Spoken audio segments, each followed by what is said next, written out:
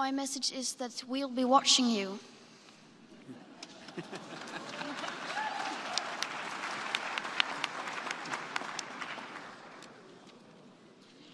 This is all wrong. I shouldn't be up here.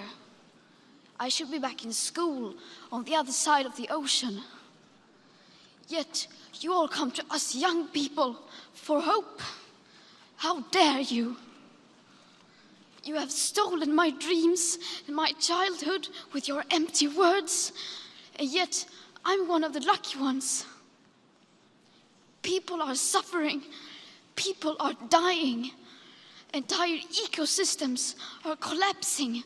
We are in the beginning of a mass extinction, and all you can talk about is money and fairy tales of eternal economic growth. How dare you?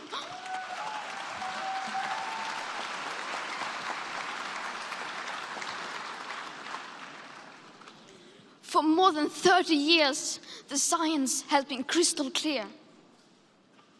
How dare you continue to look away and come here saying that you're doing enough when the politics and solutions needed are still nowhere in sight?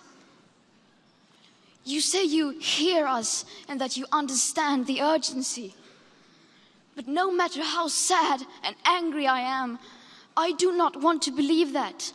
Because if you really understood the situation and still kept on failing to act, then you would be evil, and that I refuse to believe.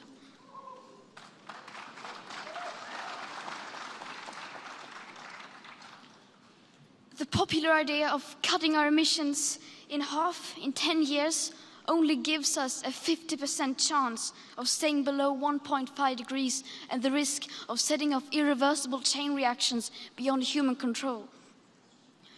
50% may be acceptable to you, but those numbers do not include tipping points, most feedback loops, additional warming hidden by toxic air pollution, or the aspects of equity and climate justice.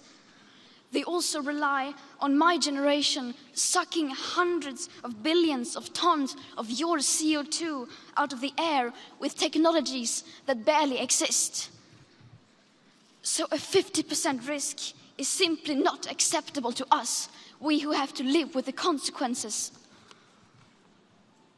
To have a 67% chance of staying below a 1.5 degrees of global temperature rise, the best odds given by the IPCC, the world had 420 gigatons of CO2 left to emit back on January 1st, 2018. Today, that figure is already down to less than 350 gigatons. How dare you pretend that this can be solved with just business as usual and some technical solutions? With today's emissions levels, that remaining CO2 budget will be entirely gone within less than 8.5 years. There will not be any solutions or plans presented in line with these figures here today, because these numbers are too uncomfortable and you are still not mature enough to tell it like it is. You are failing us. But the young people are starting to understand your betrayal. The eyes of all future generations are upon you. And if you choose to fail us, I say we will never forgive you.